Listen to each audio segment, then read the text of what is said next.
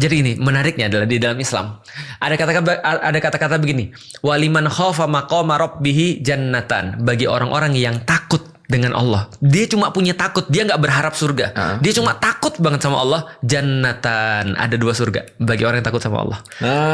Ada satu ayat lagi, wa min dunihima jannatan, selain 2 surga itu ada 2 surga lagi yang bagi yang takut pada Allah. Berarti total ada 4 jenis surga bagi orang yang takut sama Allah. Modal takut aja tuh balasannya udah surga. 4 surga. Tapi Ustaz, gini, saya tuh dulu suka mikir nih, Ya. umat muslim kalau nggak dikasih tahu konsep pahala, Ya. apakah mereka akan mencintai Allah? Saya tuh suka mikir gitu. Betul. Nah, itu pertanyaan sufi tuh. Jika surga dan neraka nggak ada, kita mau nggak beribadah? Iya. Gitu kan ya? Jawabannya apa? Jawabannya adalah kalaupun sekarang aku nggak peduli dengan surga dan neraka. Aku beribadah karena aku pengen ridho Allah. Itu yang paling tinggi. Nah, itu yang saya ajarkan ke anak saya, Ustaz. Jadi saya tuh nggak pernah ngajarin, Iya. nanti masuk neraka kalau nggak Iya. sholat, nanti dapat pahala. Karena kan saya tuh ngerasa itu terlalu transaksional kan. Betul, transaksional. Akhirnya saya tuh, ayo kita sholat. Karena apa? Karena kita cinta sama Allah. Udah, saya Iya. tanamin itu dulu. Iya. Nantinya setelah Betul. dia melakukan itu karena dia suka kan, pada akhirnya nanti ketika dia udah sadar konsep surga Surga, dosa neraka, pahalanya, itu iya. udah bukan sesuatu yang Penting. menggerakkan dia. Iya, betul. Karena basicnya dia udah cinta duluan sama Allahnya. Saya merasa gitu harus saya mengajarkan. Berarti itu level anak ya. tinggi udah. Karena level paling awal orang memang transaksional. Orang memang aku berbuat apa aku dapat apa. Gitu loh. Nah, agama menyediakan juga versi itunya, versi yang ibaratnya ya yang versi newbie lah. Nah, versi pro-nya dia sudah nggak transaksional lagi karena waktu itu agama-agama yang lain pada di zaman itu misalnya kayak di Mesir misalnya dewa-dewa dan segala macam atau di Yunani itu transaksional banget. Aku Iya. buat begini kamu dapat aku dapat apa? Gitu. Kalau aku misalnya mempersembahkan ini aku harusnya dapat ini dong gitu maksudnya. Nah, di Islam nggak gitu. Tapi itu tuh emang itu di konsep bisnis juga berlaku. Ya. Ingat nggak waktu itu kita ngebahas tentang konsep carrot and stick. Apa? Carrot and stick. Carrot and stick. Oke, kan? stick and basic carrot. tuh. Karena itu dari basisnya psikologi manusia. Ya, rewards bergerak and punishment. dari rewards and punishment Ya. itu dari 2 emosi yang paling kuat, fear, Ya, fear and hope. Selalu pasti ada kontrasnya. Dan lebih Karena kuat fear daripada hope. jauh lebih kuat fear daripada hope. Ya, Sebenarnya ada juga nanti bakal panjang, lebih kuat kegelapan daripada keterangan. betul. Gelap selalu ada. Dark force. Oke. Iya, gelap itu selalu ada dan gelap cuma nggak ada kalau terang itu ada, tapi gelap tetap ada. Iya. Bingung kan lu? Nah itu basically tetap kayak gitu lah, carrot and stick gitu loh. Cuma ada orang-orang tertentu dia kayak gini, carrot and stick itu biasanya dilakuin untuk level karyawan Ya, dan yang di bawah.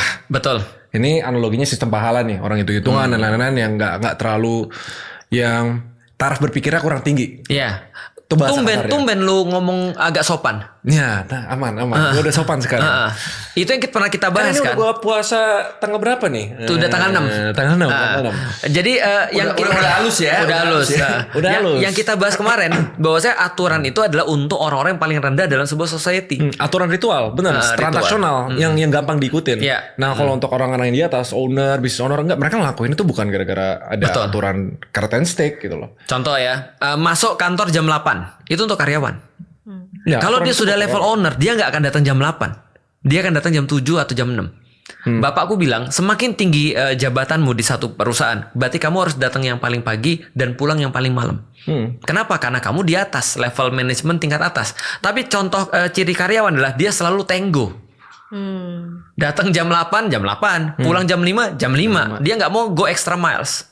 Dan siapa yang ngatur owner? Coba, kenapa sampai owner bisa datang lebih pagi, pulang lebih malam? Siapa yang Kenapa? ngatur dia?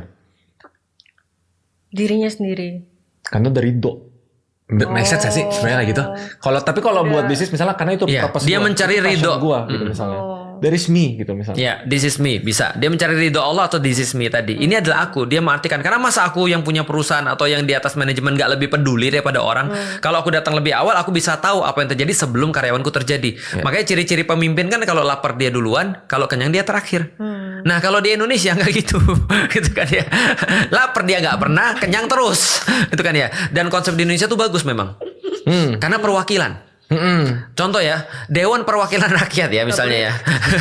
Dewan Perwakilan, dia tuh mewakili kita untuk seneng. Sehingga kita nggak perlu seneng lagi. Tapi ngerti nggak? Sabar. Tanya dulu, dia ngerti nggak? Paham sih. Dan dia nanti akan mewakili gemuk-gemuk kita. Dia Kok kayak gemuk-gemuk? Udah. Yang itu. Kayak kasih tau. Iya. Gimana? Wah, Udah lanjut. Tapi Iya. Ini kita lagi bahas Dewan Perwakilan Rakyat loh. Bukan membahas dia. Iya. Ini membahas Dewan Perwakilan Rakyat. Iya, makanya kan kita lagi bahas Dewan Perwakilan Rakyat nih. Iya, Tiba-tiba doi nyambungnya ke yang dipilih rakyat. Iya, makanya. Yang gemuk itu. Langsung. Nah, jadi artinya kalau mereka sekarang mewakili kita untuk senang, kan dia mewakili rakyat senang. Berarti rakyat nggak usah senang lagi. Dia mewakili rakyat makan. Rakyat nggak usah makan lagi. Nah, besok nanti yang kayak gini-gini dia mewakili kita disiksa. Kita nggak disiksa. Hah? Iya. Konsep siksa kubur. Konsep siksa, jangan salah loh, konsep pahala dan siksa. Lihat ya, kata Rasul ya. Yang paling sulit jadi pemimpin, yang paling sulit adalah jadi pemimpin. Karena pemimpin itu akan nanggung semua orang-orang di bawahnya. Itu, ingat ya, gue selalu di setiap ternyata berarti banyak banget yang gue ngomong tuh ajaran-ajaran Islam. Itu Gua maksud selalu gue. bilang gini, the concept of leadership, apapun yang salah di bawah, apapun itu, mau dia nyolong itu salah lo. Karena- Lo punya pertanggungjawabannya. Karena ikan busuk dari ikan busuk dari pasarnya. Bagus. Salah, gue penasaran jawaban dia. Busuk dari Ikan busuk dari dari kapan? Enggak Di laut. Dari Di laut. Lautnya kan kotor, banyak sampah. Itu kan maksudnya. Ikan nggak pernah busuk di laut. Oh iya dia. Selama di laut. Yang dari laut. Iya. Make sense. Ikan busuk dari Busuk dari mana? Dari pasar. Loh, tadi Mustafa tadi ngomong pasar. Islamisme ada Gak salah. Misalnya ditinggal berapa lama. Gak salah. Iya. Aku mau kasih tahu ya, orang-orang kayak Feren ini memang harus dapat cowok yang baik. Ini kita harus beralih ke masalah rumah tangga ya. Karena kalau dia nggak dapet cowok yang baik, kesian kalau nggak dapet cowok yang Iya, baik. benar. Betul. Karena polos banget ya. Polos banget. Iya. Genuine. Yang mau daftar tolong tulis di kolom komen. Kristen only. Perlu yang seiman atau enggak? Kristen only. Kristen only. Lu kan acara Islam nih. Iya. Gimana sih lu? 99% Islam. Terus lu bilang Kristen only ya. Ngomong di acara 1% Islam. itu, berharap di 1% itu. Masih Enggak. ada Buddha. Kenapa lu nggak yang lebih muda aja? Lu yang lebih muda kan yang nontonnya 99% adalah Kenapa nggak lu Muslim. menyesuaikan ke penonton? Iya. Oke, lanjut disiksa. Enggak, tapi aku penasaran yang Ikan siksa. busuk dari Pasar katanya. bukan. Ikan busuk dari kepala. Kepala dari lo. Busuk. Berarti pemimpin itu bertanggung jawab atas semua orang. Artinya kenapa tadi misalnya contoh ya, kenapa orang-orang di Indonesia ada pemimpin? Karena mereka nggak yakin dengan siksa kubur dan nggak yakin dengan akhirat. Kalau mereka yakin dengan akhirat, mereka ngeri banget. Contoh ya, Umar bilang begini. Umar bin Khattab itu salah satu pemimpin yang pernah bilang begini. Aku tuh nggak bisa tidur setiap hari karena aku khawatir. Aku tinggal di Madinah sekarang kata Umar itu. Tapi aku khawatir kalau ada jalan yang kemudian bolong sehingga keledai itu terperosok di jalan itu di Baghdad, di Irak. Bayangin, tempat yang jauh dia khawatir. Dia akan ditanyai oleh Allah ketika ada keledai yang terperosok jatuh gara-gara ada jalan berlubang. Coba bayangin ya, ada keledai yang jatuh, dia akan diminta pertanggungjawaban. Kalau dia nggak bisa bertanggung jawab, dia dapat siksa dari Allah gara-gara jadi pemimpin. Berarti pemimpin nanggung dosa 275 rakyat Indonesia kalau di Indonesia. Bayangin loh kalau 275 semuanya minta haknya. Kami punya hak daripada bensin misalnya. Kenapa diambil? Itu ditanya kepada siapa? Pemimpin. Serem kan. Jadi pemimpin tuh serem loh. Makanya di Islam pada nggak mau jadi pemimpin. Kalau yang tahu konsekuensinya. Oh. Contoh ya, lihat pas sholat tuh. Kamu aja, enggak kamu aja, nah, kamu aja, enggak kamu aja. Kenapa? Karena jadi imam itu tanggung jawab seluruh yang di belakangnya tuh. Oh, maksudnya kalau misalnya ada yang nggak sholat, kena siksa kubur. Bukan yang sholat. Bukan nggak sholat, bukan. Kalau Jelasin, Koi. Gimana? Rangkai kata-katamu yang bagus itu. Pantes dia ngajak lo. bukan nggak sholat. Bukan. Dia bisa Kalau translate. nggak sholat ya udah urusan masing-masing. Iya. Tapi ketika di sholat itu, ketika lu jadi imam, kalau terjadi misalnya bacaan lu salah, tidak ada yang ngoreksi segala macem, belakang lu kan ikut salah semua nih, maaf lu nih. Nah itu lu yang bertanggung jawab sebagai imam. Gerakan lu salah. Gerakan lu salah, begitu. Berarti cuma digerakkan sama bacaan. Enggak, semuanya. Semuanya. Misalnya lu imamin 1000 nih sholat bareng nih.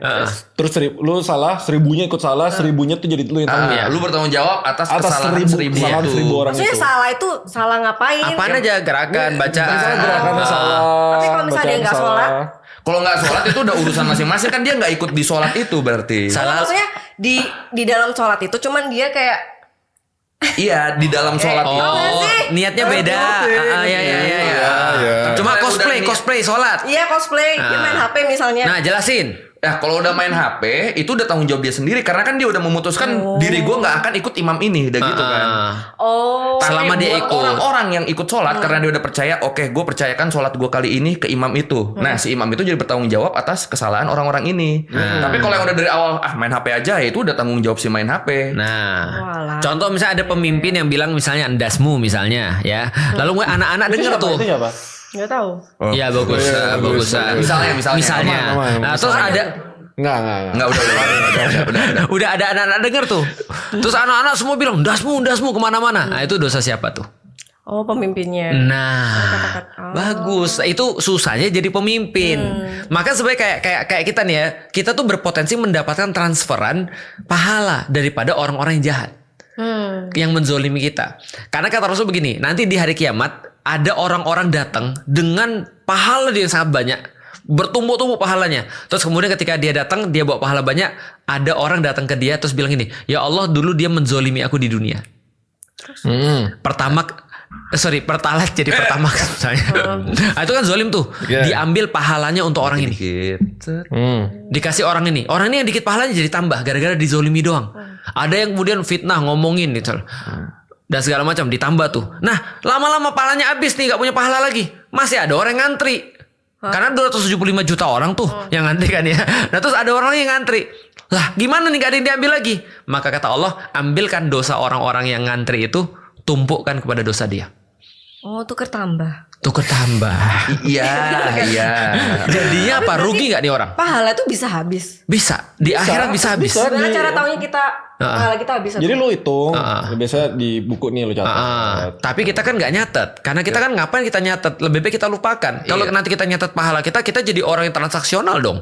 Duh, tapi bukannya yang tingkat paling awal transaksional dulu. Nah, tapi kan kita pengen naik. Oh. Iya kan?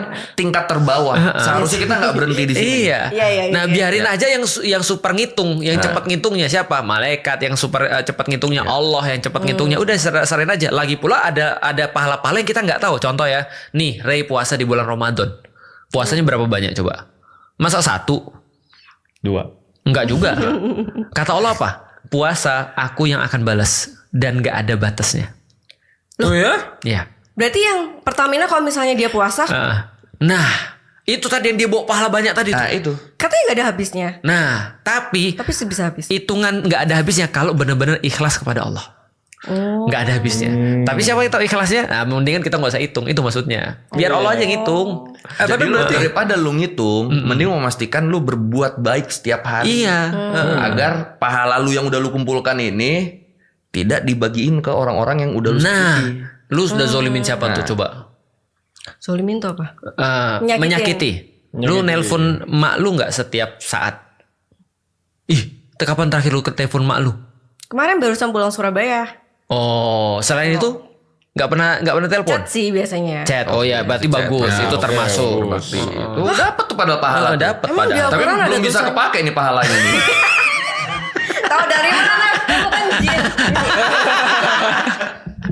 Gak ngerti pahala. Iya, Ustaz, Pak. tapi aku lebih penasaran bahas tentang disiksa itu kayak diapain. Soalnya aku yakin pasti netizen suka. Nanya ya. Iya sih. Memang, tapi semakin disiksa semakin bagus. Oke.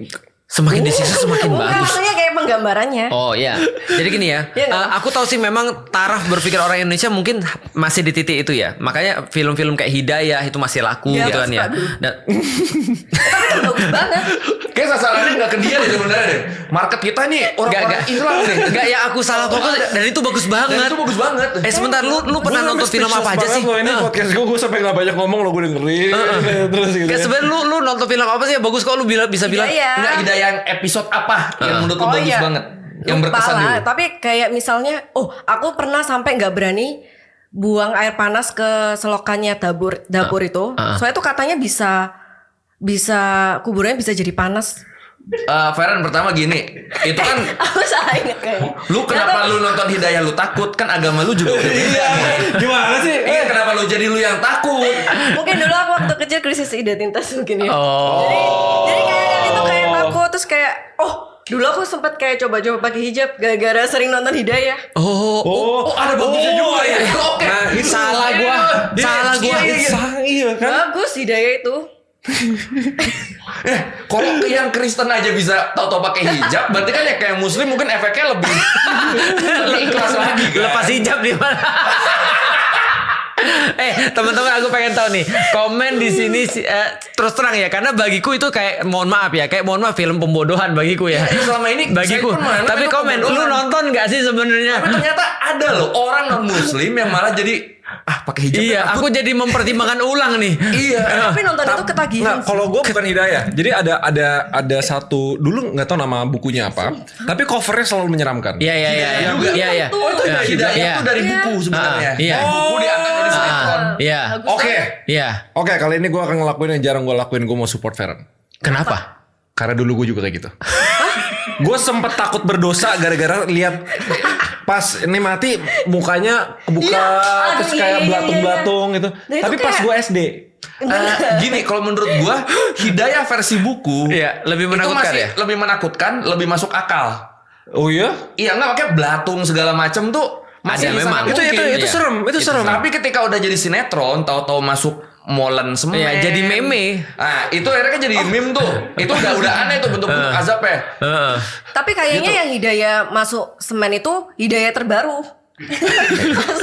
Hidayah aku nonton tuh. Kayak nabi terbaru gitu. Iya, yang Hidayah kita nonton tuh Udah waktu- season terbaru ya. Iya. Yang dulu tuh lebih bagus memang. Lu nontonnya pas kapan? SD, SMP? SD kayak misalnya Oh, iya. selingkuh terus tiba-tiba mukanya jadi kayak Membusuk. Iya membusuk kayak gitu. Itu kan Hidayah zaman dulu kan. Oke. Nah, pertanyaanku ya sebelum aku bahas Hidayah ya. Apa yang terjadi ketika orang udah gede? Habis nonton Hidayah, mereka nggak percaya. Oh. Mereka nggak bisa lagi ditakuti dengan cara yang sama kan? Karena terbukti nggak benar. Terbukti Gua kejadian, gua gini enggak. Betul. Ada orang yang coba-coba berbuat jahat, ternyata nggak kejadian tuh. Ada yang bukannya selingkuh, publis video, Iya. video shoot dipublis. Ternyata malah makin famous tuh. Ya kan? Akhirnya orang pikir oke, it's not works. Orang-orang ngelihat ini ada orang-orang yang bukan muslim, misalnya contoh dia melakukan banyak sekali maksiat, baik-baik aja. Itu yang ngoplos Pertamina 90J92.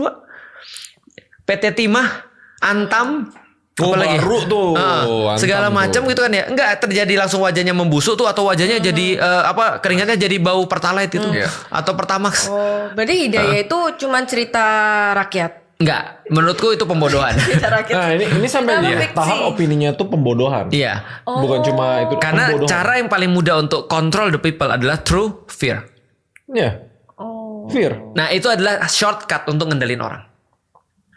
Dan sekarang itu dipakai, termasuk di mana-mana. Di zaman Firaun dipakai fear, zaman sekarang dipakai fear. Berarti bentuk-bentuk siksanya itu palsu semua.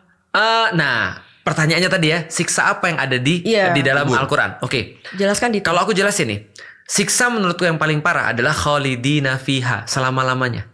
Itu siksa yang paling parah tuh. Coba bayangin gini ya. Feren paling suka makan apa? Pizza. Oke. Berdasarkan teori the diminishing law of marginal utility, itu setiap kali kita makan kenikmatannya berkurang, benar nggak? Benar. Contoh ya, Feren dikasih makan pizza pas abis buka puasa, amin. Wow, Feren mau nggak pizzanya tambah enak? Mau. Puasa dulu. Iya. Nanti pas lu buka puasa makan pizza, Oh hari ini gue tentang dia buat puasa. Dia Langsung hari mau ini belum syahadat makan lu. minum, kan? Belum makan minum. Minum sudah. Nanti dibeliin sama Raymond pizza kalau puasa. Oke. Nanti lu makan itu udah langsung kayak ke Sidratul Muntaha lu. Wah itu baru lagi tuh dia tuh diksi baru tuh Sidratul Muntaha tuh salah tuh Tat. Dia nanya nih apaan itu? Sidratul Muntaha itu langit ketujuh. Ketujuh. Oh tiba-tiba langit ketujuh. Iya di atasnya kenikmatannya di atas langit kenikmatannya. ketujuh. Seperti itu Iya, rasanya. Oke. Terus? Tapi kalau lu disuruh makan pizza, lu dikasih makan pizza nih, kenikmatannya taruhlah 100. Kalau lu dikasih makan pizza yang kedua, kenikmatannya jadi berapa? Berkurang 90. Ya. Enggak, 90 udah kenyang gitu, 70 lah ya. Enggak, tetap Nah, kan satu slide, satu slide. Oke, Kan? satu slice, oke, 90. 90. Slice berikutnya jadi berapa? 80. Slice berikutnya jadi berapa? 70. Slice berikutnya jadi berapa? Lebih cepat lagi turunnya 50. 50. Iya, karena kenyataannya lebih cepat benar. Jadi cepat turun. iya. Nol. Iya. Setelah 0 udah kenyang banget, udah males banget lihat pizza. Dipaksa Lu buat disuruh makan lagi. Lu bilang apa? Itu bukan lagi nikmat jadinya. Jadinya Siksa. siksa. Iya. Pas udah nggak kuat lagi nih, muntah, lu dipaksa makan lagi. Iya. Oh, di sana Makan disiksa lagi. gitu. Kholidina fi artinya Tapi dikasih selama-lamanya. makanan favorit. Enggak, gue jelasin tuh gini. Makanan favorit aja lu merasa tersiksa. Gitu loh maksudnya. Apalagi makannya gak favorit.